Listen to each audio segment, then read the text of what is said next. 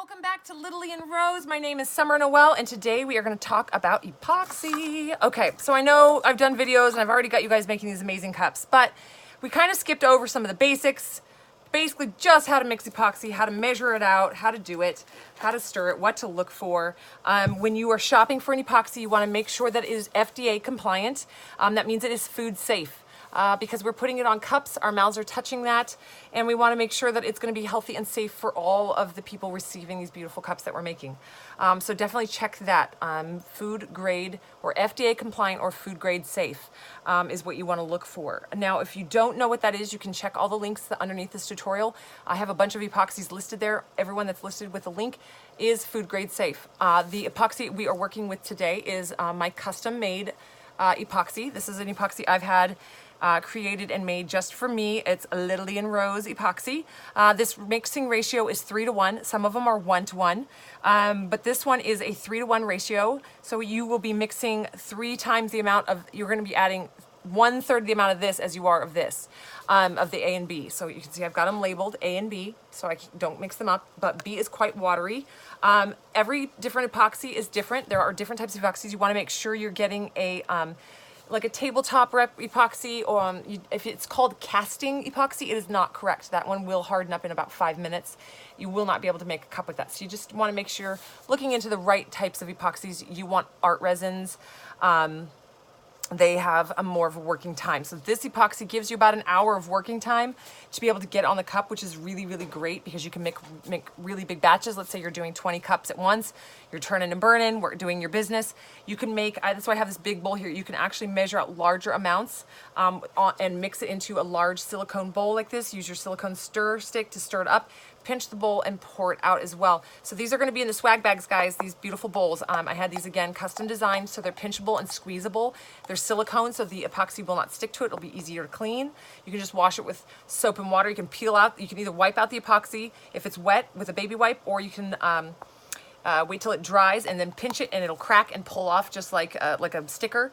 And it comes right off, and it can be washed with soap and water. So this is really nice when you're mixing with larger batches of epoxy from multiple amounts of cups. You can match big batches. Now, what we're gonna do though today is we're gonna just mix a small batch, I'm saying match, mix a small batch of epoxy using the LittleLee and Rose epoxy, and this is a 3:1. So like I said, some of them are 2:1 ratio. You want to check to make sure, because each brand is different. This brand is specifically formulated to be extremely low bubbles. It's almost impossible to get a bubble while you're stirring, and you will see, I will show you guys that up close. It is heat resistant up to 428 degrees, I believe. And it is VOC free. That VOC is just the chemicals that are emitted, the vapors that come out of it while it's curing. Once it is completely cured, you do not have that, but some epoxies have VOC and some don't. Usually the easiest way to tell is by the price. If it's really inexpensive epoxy, it probably has VOC. Everything that's non-VOC is higher in price. This is a no VOC, mainly because I just want to be as safe as possible while I'm working with it. And if you guys end up buying epoxy from me, I want you guys to have the safest product. That being said, I still wear my chemical respirator. This is my respirator here. I do have this on my Amazon shopping list. So that if you do not have a respirator, definitely want to wear one. I'm going to go ahead and put it on. I'm going to try to talk a little louder once I get this on my face, because I sound like Darth Vader once I got this on. This is just going to protect my lungs just in case. I have 3 babies, and even though it's no VOC, I'd rather be overly cautious and save my lungs and not get asthma and have any kind of respiratory infections or problems. So even though I'm just overly cautious. So I've got my scale here. It's set. I'm going to change it to grams. You want to put your product, your little cup down first, and then measure your product into it. So I have moved my epoxy into these great little containers. I got these at the Dollar Tree. These are for like ketchup and mustard. It makes it just really easy to work with and pour out the exact amount that you need. I do not have good luck with pumps. It still kind of goes everywhere. So what I'm going to do is I'm going to mix up 30 grams. And so you can see my little number thing is ticking up here. And I'm going to go until I hit 30. Go nice and slow. You want to be very exact.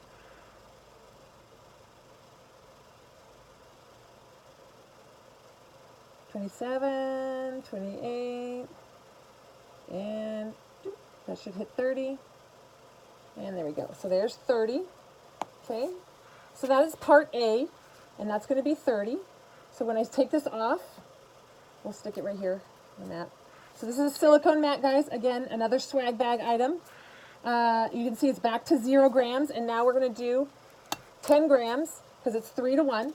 So this is 30 grams, and we're going to do 10 grams of part B. This is very liquidy.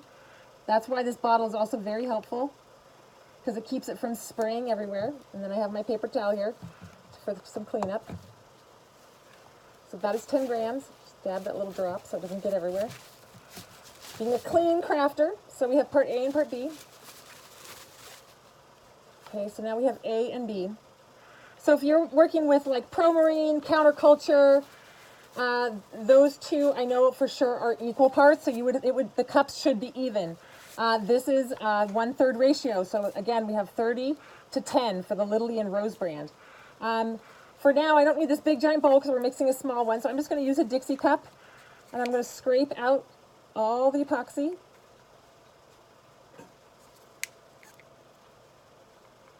So if you were using, let's say, Pro-Marine, Alumilite, Counterculture, and they were 1 to 1, you would be doing, let's say you needed 60 grams in total, you would be doing 30 grams and 30 grams. But like I said, this is a 3 to 1 ratio, so we're doing 30 grams and 10 grams. Now we're going to mix in the hardener, scrape it all in there. We want to almost get every drop to make sure it's perfectly evenly balanced. Stir this up. Now you can see I'm not going to slow stir this. They say to stir for about 3 minutes, but when you stir vigorously, the goal is just to really mix the two parts together, your hardener and the part A and part B, and get them really well mixed. I scrape the bottom really, really well. I scrape the edges and I scrape the sides. That way I know that every little bit is getting stirred in there. Now you can see as I'm stirring quite vigorously. There's not a single bubble in there. Even that one big bubble, the bubbles disappear, guys. You don't have to battle and fight with bubbles with this epoxy. It's pretty amazing. And also the heat resistance up to 428 degrees is pretty rad. You're not going to have issues with being left in a hot car, or if you live in Arizona. Now that's perfectly mixed. You can see it's clear, running clear. There's 0 bubbles. So that epoxy is ready to mix. And this one, this epoxy, the LittleLee and Rose, is a little bit more thinner than normal because the hardener, part B, is thinner. If you like to work with a thicker epoxy, you could just let this sit on the counter for about 20 minutes. Add your glitter, your colors, whatever you want to it at that point. It will be a little thickened up because it will have started curing.